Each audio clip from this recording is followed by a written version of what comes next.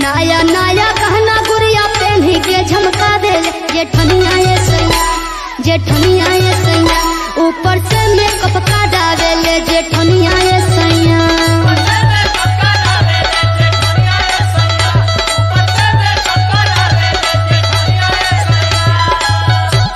अरे बाप रे बाप, तोरो कौनो कान भर दलस का? कान ना, ठंडी के दिन आ गइल बा, एगो भैंसलिनो लिया के देले बड़ा। अरे सुना सुना का बोलो?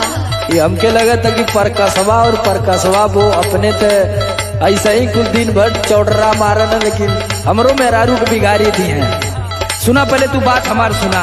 हाँ बोलो। तू का सोचलू कि हम तोरे बारे में ना सोचीला? अरे तू ना सोचेला ना, तबे तो कहता नहीं।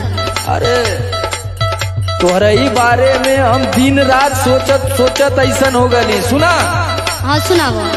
काहे टेंशन ले लू, सही लागे लू तू बढ़िया,